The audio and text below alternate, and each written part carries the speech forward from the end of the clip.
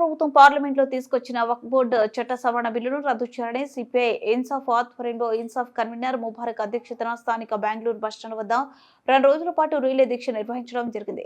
ఈ సందర్భంగా సిపిఐ జిల్లా కార్యదర్శి పిఎల్ నరసింహులు మురళి మాట్లాడుతూ బీజేపీ ప్రభుత్వం పార్లమెంట్లో వక్ఫ్ సవరణ చట్టాన్ని తీసుకురావడం దుర్మార్గమని, ఈ సవరణ కేవలం ముస్లిం మతం ఆర్థిక మూలాలను దెబ్బతీయడమే అన్నారు.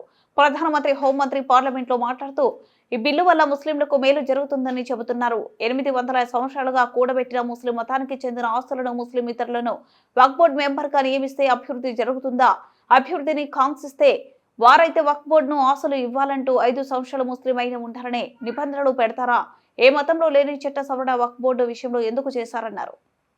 పార్లమెంటు సభ్యులు పార్లమెంట్ లో ఇండియా అలయన్స్ కూటమిలో ఉన్నటువంటి ఎంపీలందరూ పోరాటం చేస్తే అపోజ్ చేస్తే కూడా ఇది కేవలం మా ఓటు బ్యాంకు రాజకీయాలకు ఉపయోగపడుతుంది కాబట్టి ఈ దేశంలో ఉన్నటువంటి 20% మంది ముస్లింలను బూచిగా చూపిస్తేనే భారతీయ జనతా పార్టీ కేంద్రంలో అధికారం కొనసాగిస్తుంది కాబట్టి మేము కేవలం మత రాజకీయాలే చేస్తాం తప్ప మానవ సమాజానికి ఉపయోగపడేటువంటి ఎలాంటి పని మేము చేయం. మేమంతా చేసేది కార్పొరేట్లకు అనుకూలంగా పనిచేస్తాం. ముస్లింలను బూచిగా చూపిస్తాం.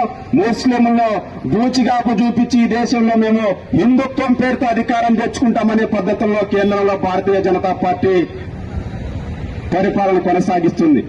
అందులో భాగంగానే వక్ఫ్ బోర్డు సవరణ చట్టాన్ని కూడా తీసుకురావడం జరిగింది. మిత్రులారా, కేంద్రంలో మన దేశ ప్రధానమంత్రి గారు మాత్రం గొప్పగా చెప్తున్నారు, ఈ వక్ఫ్ బోర్డు చట్టం కేవలం ఆస్తులకు మాత్రమే సంబంధించింది, ముస్లిం మతానికి సంబంధించింది కాదు కాబట్టి ముస్లింలకు ఎలాంటి ఇబ్బంది లేదు అంటున్నారు.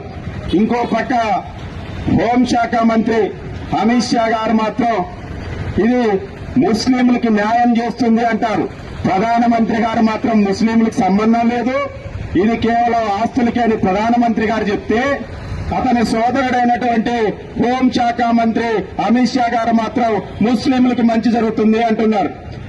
నిజమే అయితే భారత communist party CPI Bharatiya Janata పార్టీని, ఈ దేశ ప్రధానమంత్రిని, హోంశాఖ మంత్రిని సూటిగా అడుగుతుంది, మీరు ముస్లింల పట్ల మీకు అంత చిత్తశుద్ధి ఉంటే 12 మందితో ఉన్నటువంటి వక్ఫ్ బోర్డు చట్టాన్ని సవరణ చేసి ఎవరిని తీసుకొచ్చి పెడుతున్నారు?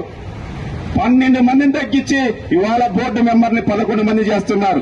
ఆ 11 మంది ఎవరున్నారంటే 4 మాత్రమే ముస్లిం సోదరులు పెట్టి మత ఏతరులను ఆ సంబంధిత ఆ ఆస్తులు పోగు చేసినటువంటి వారికి సంబంధం లేనటువంటి వ్యక్తుల్ని వాళ్ళ తీసుకొచ్చి 7 మందిని బోర్డులో పెడుతున్నారంటే ఈ దేశంలో రాజ్యాంగాన్ని కూలీ చేయడం అంటే ఇంతక ఎక్కడ దానికోటో కూడా పురంధేశ్వరి గారు ఈ సమాధానం చెప్పాలి. ఇవాళ ముస్లింల పైన అంత ప్రేమ ఉంది, ఓకే, మీరు తెచ్చిన వక్ఫ్ బోర్డు చట్టం ముస్లింలకు మంచి జరిగేటప్పుడు హిందువులకు కూడా దాండి, సిక్కులకు దాండి, క్రిస్టియన్స్ కి దాండి, మీరే చెప్తారు కదా యూనిఫామ్ లాగా ఉండాలని చట్టాలన్నీ.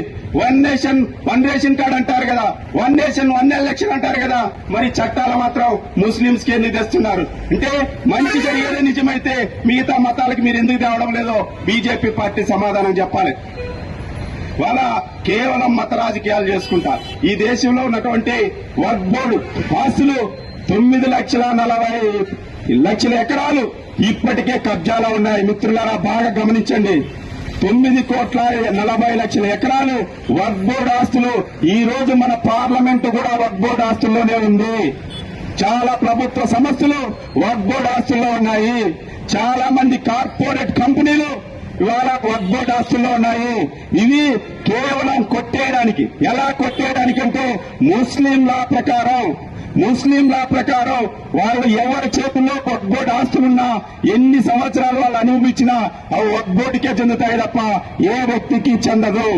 ఈ దుర్మార్గాన్ని ఇప్పుడు మనోట కేంద్ర ప్రభుత్వం చేసినటువంటి అమైన్మెంట్ పైన వాళ్ళు తీసుకొస్తే కబ్జాలో ఉన్నటువంటి భూములు ప్రభుత్వం కబ్జా చేయొచ్చు, కార్పొరేట్ కంపెనీలు కబ్జా చేయొచ్చు, ఇలా పార్టీ నాయకులు కబ్జా చేయొచ్చు. కాబట్టి ఇవాళ అమైన్మెంట్ తీసుకొచ్చారు. మిగతా దీంట్లో ఇంకో దుర్మార్గం ఏమంటే ఇక్కడి నుంచి ఏ ముస్లిం వ్యక్తి అయినా వాటికి వక్ఫ్ బోర్డుకి ఆస్తులు దానం చేయాలంటే 5 సంవత్సరాలు ముస్లిం అయి ఉండాలంట.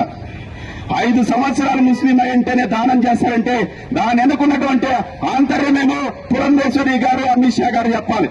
మరి వగ్గోడికి ఆస్తిని ఇవ్వడానికి 5 సంవత్సరాలు ముస్లిం అయితే మీరు ఎక్కడ న్యాయం చేస్తున్నారు? అంటే ఈ దేశంలో వగ్గోడి ఆస్తులు మెజారిటీగా ఉన్నాయి, ముస్లింలు ఆస్తి ఎక్కువ ఉంది కాబట్టి వాళ్ళని బలహీనపరచాలి.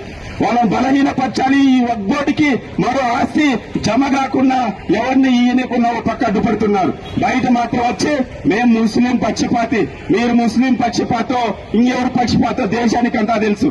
ఈ దేశంలో 11 సంవత్సరాల అయింది అధికారంలోకి వచ్చి భారతీయ జనతా పార్టీ ఏ ఒక్క మౌలిక సమస్యను కూడా పరిష్కారం చేయలేదు. నిరుద్యోగం చేయలేదు, విద్యను నమ్ముకుంటున్నారు, వ్యాపారం చేస్తున్నారు, వైద్యాన్ని నమ్ముకుంటున్నారు. ఈ దేశ సంపదను దోచి కార్పొరేట్లు పెడుతున్నారు కదా, మీకు సిగ్గు మానం ఏమన్నా ఉందా అని కూడా కమ్యూనిస్టు పార్టీ సిపిఐగా మేము అడుగుతున్నాం. ఇవాళ ముస్లిం ఆస్తులు కాపాడతారా మీరా ముస్లిం ఆస్తులు కాపాడేది? ఈ దేశంలో రైల్వే అమ్మితిరి, ఎయిర్పోర్ట్ అమ్మితిరి, ఓడరేవులు అమ్మితిరి, రోడ్లు అమ్మితిరి, ఇంకా అమ్మడానికి